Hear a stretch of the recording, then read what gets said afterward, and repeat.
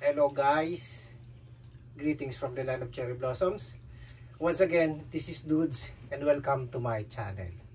Okay guys, bago ang lahat gusto ko lang pasalamatan yung aking mga subscribers. Maraming salamat po sa inyong pag-subscribe at sana dumami pa kayo. Yung vlog po natin sa araw na to is magluluto po tayo ng simpleng menu. Napaka-mura niya, napaka-affordable siya. So magluluto po tayo ngayon ng egg tomato soup. So without any further ado, tara na, samahan niyo ako magluto.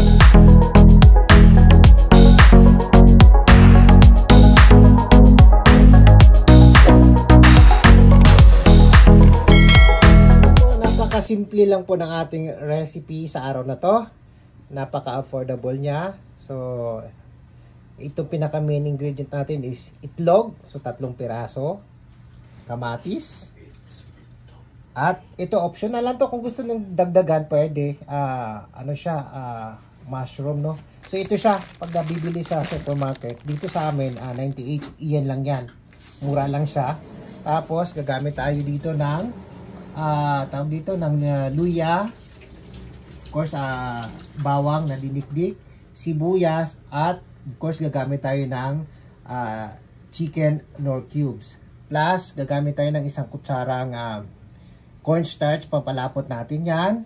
Ito, kung alin sa dalawa, ang pwedeng parsley or spring onions na ginayat na. So ako gagamitin ko lahat yan para gusto kong i-explore kung anong magiging resulta niya, ha. So ayan po. Without any further ado, tara, magluto na po. So ayan, nagpainit na po tayo ng mantika. Unang igisa natin dito is yung luya, ha. So ayan, igisa natin yung luya na yan para maano niya talaga yung lasa. Okay.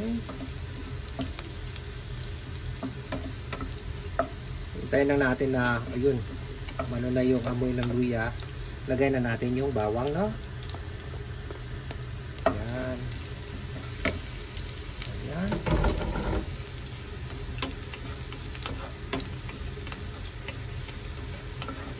Ang bango. Punasan natin. Kasi kanina may tumalsik na mantika. Tapos, lagay natin yung sibuyas. Okay.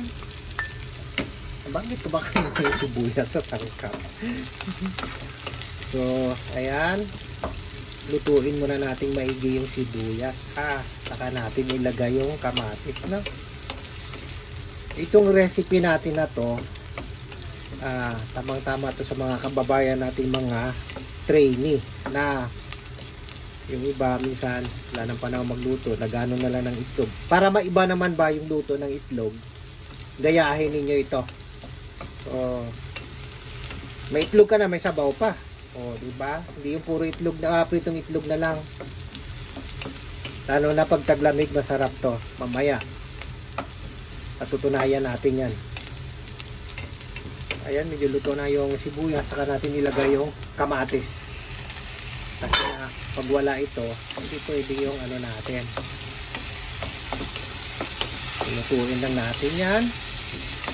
Talaga, pag kamatis talaga, dinudurog ko siya.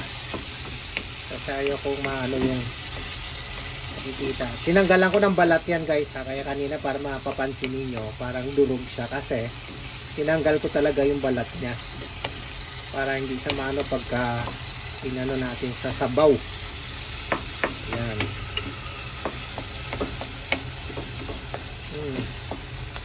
Recently sa Facebook ba, madalas kong nakikita mga rants, ang mahal daw ng karne, ang mahal ng kilo ng isda, dagdag pa yung mahal yung presyo ng bigas.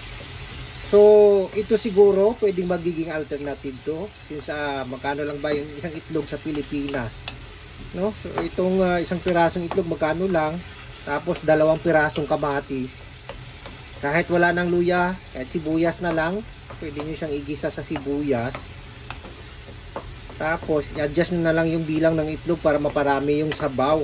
Para at least, marami yung makakatikim, hindi yung magtsatsaga kayo dun sa mga pagkain may mga preservatives na hindi maganda sa kalusugan, yung mga instant, no? So ayan, so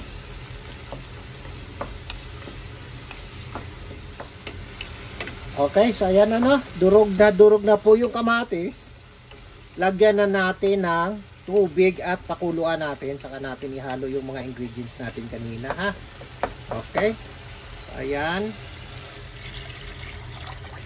Ayan, tama na yan kasi ilan lang naman kami dito sa bahay, apat lang kami. So ayan, so mamaya pakuluin natin, hintayin natin kumulo yan. Okay, so ayan po guys, kumukulo na. Lagay na natin tong ating, lagay muna natin pa lasang ano, ha, amoy na amoy yung ano, no, yung luya. Lagay na natin tong tawag dito, ating tawag dito mushroom, no? Tapos lagay na rin natin yung, lagyan natin ng asin, tapos yung ating chicken Knorr cubes, no? Papakuluan natin ng konti, saka natin ihalo yung itlog. Okay, ayan, lagay na po natin yung ano natin. So ito, no, hinahalo na natin yung itlog natin. Ayan, so ano lang natin maigi to, ha, haluin natin ng dahan-dahan.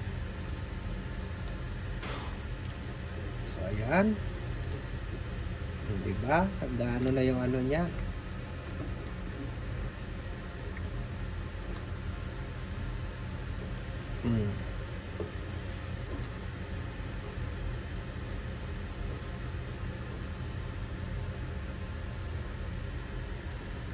Okay, ayan, diba?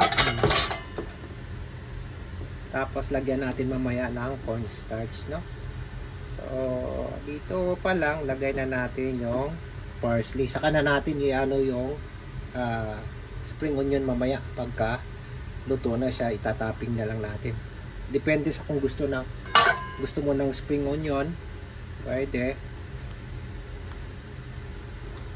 Ayan, maya maya pakuluin na natin ng konti yan. Ngayon guys, ang lasa, tikman nga natin. Wait lang ha, pagka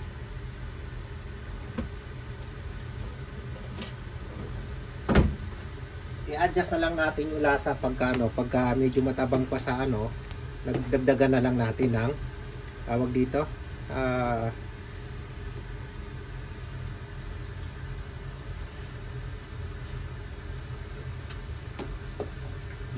dagdagan na lang natin ng paminta, no?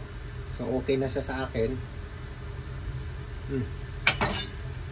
So mamaya dagdag natin yung ano, yung tawag dito, cornstarch. Okay, so ito na, lalagay na natin yung ating cornstarch. Parang kanina din sa itlog, ha, banayad lang yung paghalo natin para hindi siya,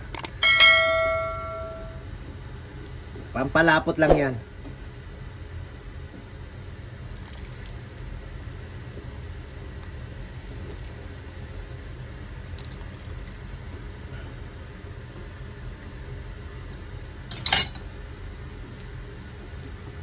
So ayan, ganda na ng ano niya, di ba? Parang tikman natin uli para maano natin na maano na yung lasa niya talaga.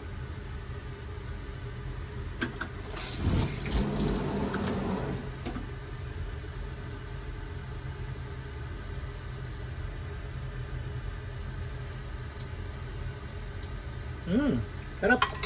Ayan guys, ito lang siya, kaya ganito lang kasimple,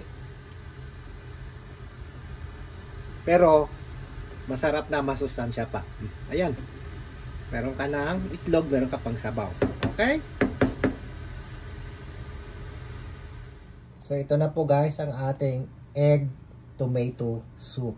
So ayan, lagyan natin ng spring onions pang toppings. Optional to ha, pag ayaw mo pwede naman, pag gusto mo lang, kung sino lang may gusto. Ayan, para lalo pang ako marami. So ayan, okay, tikman natin. Tomato soup po. Do. Kaya estimate. 美味しい。本当にそうじゃないだろうね。マジ本当にうん。お1点から10点までどれぐらいつける 9。 9. Arigato. Hanggang kabi to. Okay guys, sana nagustuhan pa ninyo ang vlog natin sa araw na to. Pero bago ako magpaalam, gusto ko lang sabihin sa inyo na ilang araw na lang full bloom na po yung sakura or cherry blossom dito sa Japan. Ano? So abangan nyo po sa next upload ko. May malapit na park dito sa lugar namin kung saan napakaganda po ng cherry blossom. No? So pupunta ako doon para mag-film. I-upload ko dito para mapanood ninyo. Kung nagustuhan niyo yung video natin sa araw na to, huwag kalimutang mag-like, mag-comment, at higit sa lahat mag-subscribe, at huwag kalimutang pindutin ang notification bell para maging updated kayo sa susunod pa nating vlog. Okay? Maraming salamat po. Domo arigatou gozaimashita.